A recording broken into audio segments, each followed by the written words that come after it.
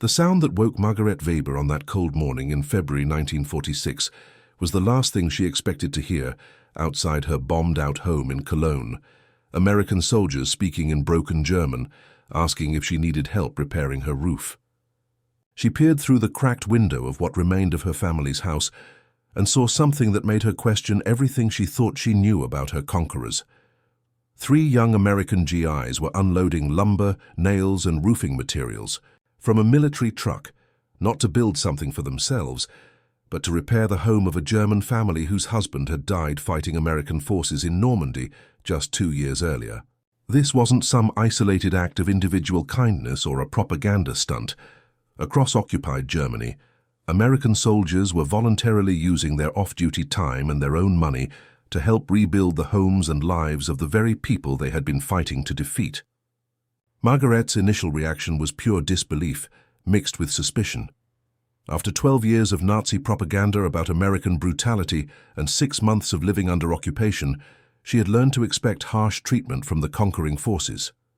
When she opened her door to face the American soldiers, her hands were shaking not just from the February cold, but from fear of what these enemy soldiers might want from her. Sergeant Robert Murphy from Chicago noticed her terror and immediately stepped back, speaking in his carefully practiced German. "Ma'am, we're not here to hurt you or take anything. We noticed your roof is letting in snow and we thought maybe we could help fix it. We have some extra materials and free time this weekend." The idea that American soldiers would want to help repair a German home seemed so impossible that Margarete initially thought it was some kind of trap or test of her loyalty to the new occupation government. What Margaret didn't understand was that she was witnessing the result of a cultural phenomenon that was sweeping through American occupation forces across Germany. Soldiers who had been trained to fight and defeat the Nazi regime were spontaneously deciding to help ordinary German civilians rebuild their shattered lives. This wasn't official policy or ordered assistance. It was individual American soldiers making personal choices to spend their own money and free time helping former enemies recover from the devastation of war. Private First Class James Patterson from Kansas had grown up on a farm where helping neighbors was simply what decent people did, and he couldn't stand watching German families living in houses with holes in the roofs and broken windows when he had the skills and means to help fix them. The transformation in German civilian attitudes toward American troops was dramatic and documented in countless letters, diaries, and interviews from the immediate post-war period. Herr Friedrich Kaufmann, whose family had lost their apartment in Hamburg during the firebombing raids, wrote to his brother in Bavaria about American soldiers who showed up at their temporary shelter with building supplies and tools. "Hans, I must tell you something that will sound impossible, but I swear it is true. The American soldiers who bombed our city are now helping us rebuild it. Yesterday, 3 of them spent their entire day off helping me and my neighbors repair the walls of our building. They brought their own hammers, nails, and lumber. When I tried to pay them, they refused and said they just wanted to help families get back on their feet. I cannot reconcile this kindness with the enemies we were taught to fear."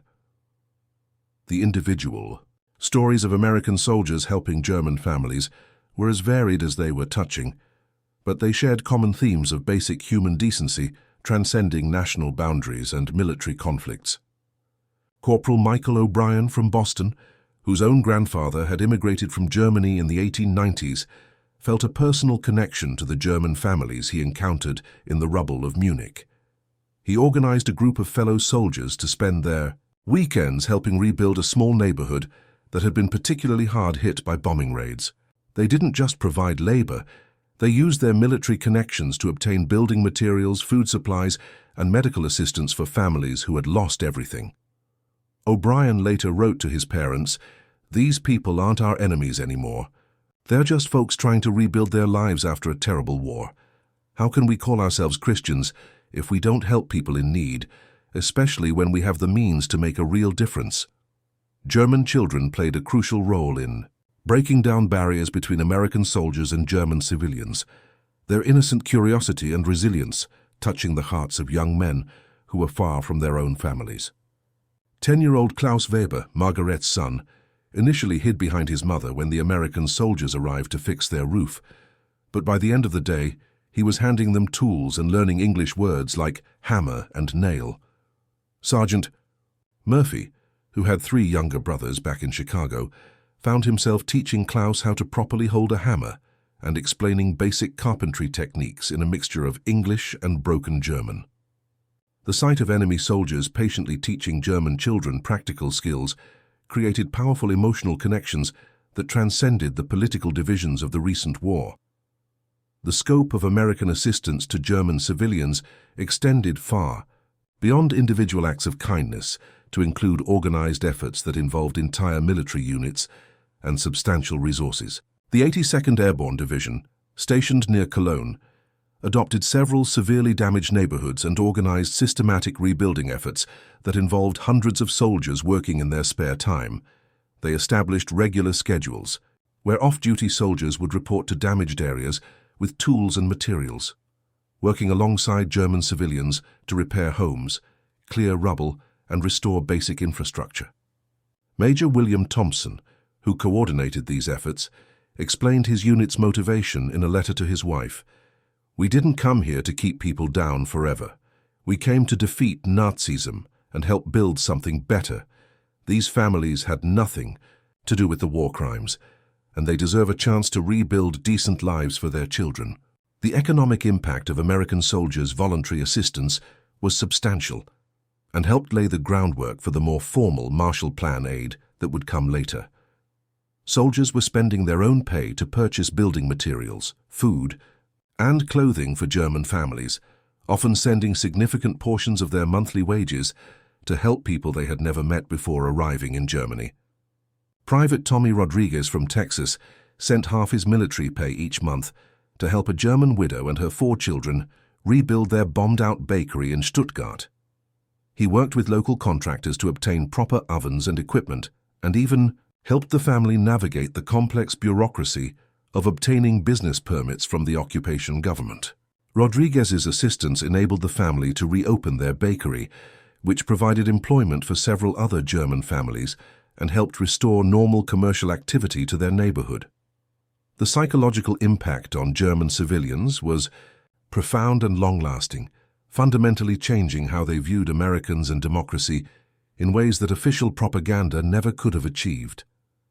Frau Elisabeth Schneider, whose family received extensive help from American soldiers in rebuilding their home near Frankfurt, wrote in her diary about the transformation in her political views. "For 12 years we were told that Americans were our enemies, that democracy was weak and corrupt, that only strong authoritarian leadership could protect German families. But these American boys are showing us every day that democratic societies produce people who choose to help strangers without being ordered to do so. They work all week for their army, then spend their weekends helping German families for no reward except the satisfaction of doing good. This is not weakness. This is strength that comes from within rather than from fear." Religious faith played a significant role in motivating many American soldiers to help German civilians, with military chaplains often organizing formal assistance programs that connected soldiers with families in need. Chaplain Robert Matthews of the 1st Infantry Division established a program that paired American soldiers with German families for ongoing assistance and cultural exchange. The program included not just physical help with rebuilding homes, but also emotional support and friendship that helped German civilians overcome the trauma of war and occupation. Chaplain Matthews explained the theological foundation of the program. Christ commanded us to love our enemies and to care for those in need. These German families are no longer our enemies. They are our neighbors in need of help. Our soldiers are showing the love of Christ through their actions, and it's transforming hearts on both sides. The contrast between American behavior and Soviet actions in their occupation zone created powerful impressions on German civilians who quickly learned to appreciate the difference between democratic and communist approaches to defeated populations. German refugees fleeing from Soviet-occupied Eastern Germany brought stories of harsh treatment, systematic looting, and vengeful behavior that made American kindness seem even more remarkable by comparison. Herr Johann Richter, who had fled from East Prussia and was helped by American soldiers to find housing in Bavaria, wrote to his relatives still trapped in the Soviet zone, "The Americans treat us like human beings who deserve dignity and assistance. They see us as individuals, not as a conquered people to be punished forever. Every day I thank God that we ended up in the American zone rather than under Russian control." The long-term strategic implications of American soldiers' voluntary assistance to German civilians became clear as these positive interactions laid the foundation for strong German-American relations throughout the Cold War period. Former German families who had been helped by American soldiers became advocates for democratic values and Atlantic alliance, passing down positive attitudes toward America to their children and grandchildren. Klaus Weber, the 10-year-old boy who had learned carpentry from Sergeant Murphy, later became an engineer who worked on NATO infrastructure projects and maintained correspondence with Murphy's family for decades after the war. These personal relationships created human bonds between former enemies that proved stronger and more durable than any formal treaty or diplomatic agreement. The documentation of American assistance efforts reveals the remarkable extent to which individual soldiers took personal initiative to help German civilians without any official encouragement or reward. Military postal records show thousands of letters from American soldiers to their families back home, describing their volunteer work with German families and requesting money, supplies and assistance from their home communities. Corporal David Kim from California organized a letter-writing campaign that connected his hometown church with a damaged German church in Würzburg, resulting in ongoing aid shipments and eventually a sister-city relationship that continued for decades. These grassroots connections between American communities and German communities created lasting bonds that transcended government policies and formal diplomacy. Women played crucial roles on both sides of these assistance relationships, with American Red Cross workers and civilian volunteers working alongside military personnel to provide aid, while German women often served as the primary recipients and coordinators of assistance within their communities. Eleanor Patterson, a Red Cross volunteer from Michigan, worked with American soldiers to establish sewing circles, where German women could repair clothing and household items using materials provided by American donors. These sewing circles became informal social centers where German and American women could interact, share experiences, and build friendships that helped overcome the barriers created by war and occupation. Eleanor later wrote about the experience. "Working with these German mothers and grandmothers taught me that women everywhere share the same concerns about caring for their families and rebuilding their communities after tragedy. Politics and war had divided us, but basic human needs and maternal instincts brought us together."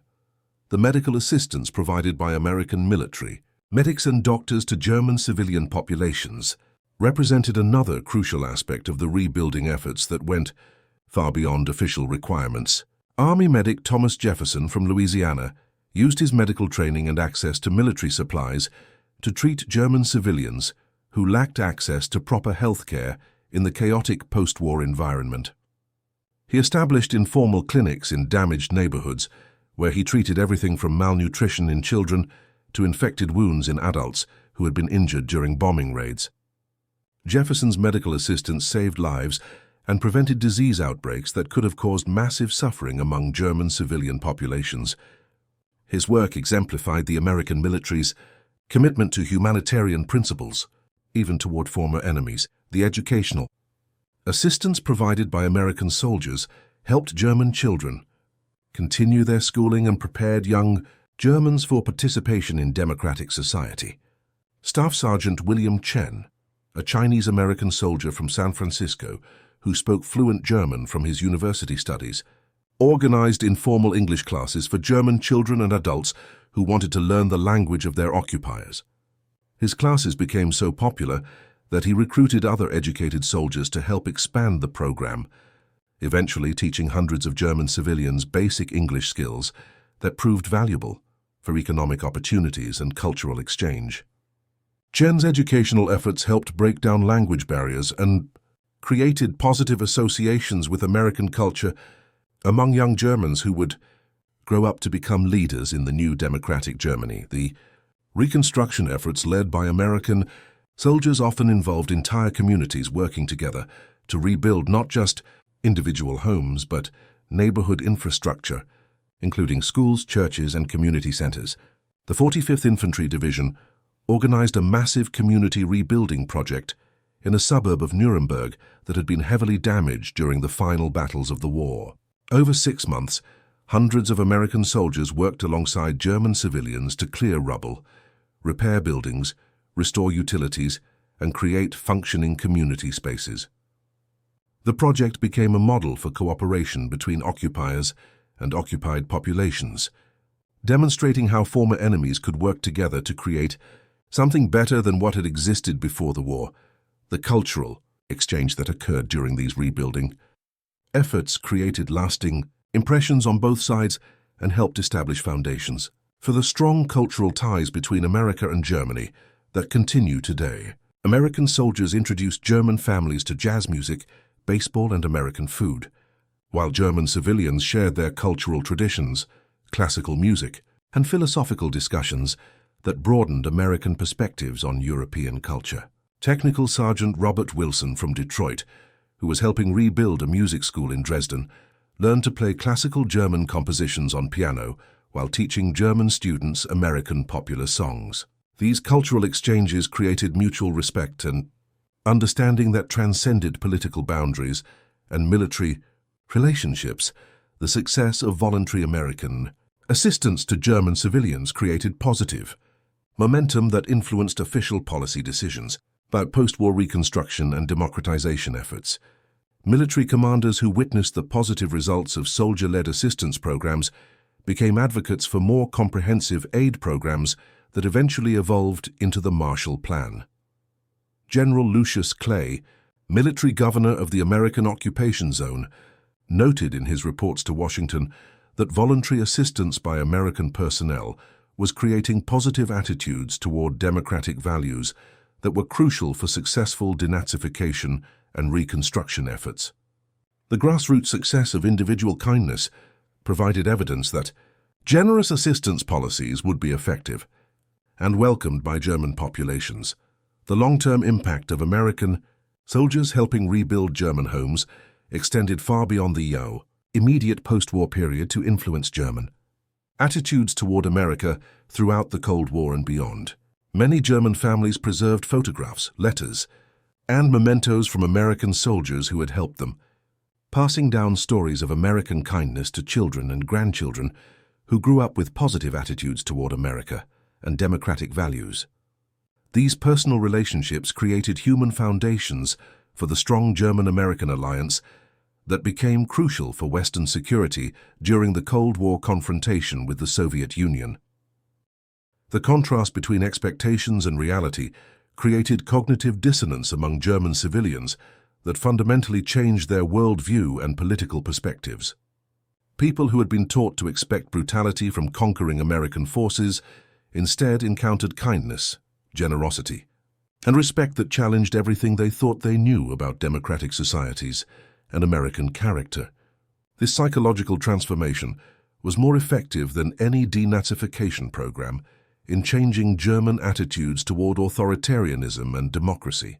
When people experienced firsthand how democratic societies produced individuals who chose to help rather than harm their former enemies, it created lasting impressions that influenced political choices for generations. Today, the story of American soldiers voluntarily helping rebuild German homes serves as a powerful example of how individual acts of kindness can shape international relations and create lasting peace between former enemies. The young men who spent their weekends repairing roofs and rebuilding walls were not following orders or implementing official policy. They were acting from personal values of human decency and Christian charity that reflected the best aspects of American democratic culture. Their voluntary assistance demonstrated that true strength lies not in the ability to destroy enemies, but in the wisdom to help former enemies become friends and allies in building a better future for all.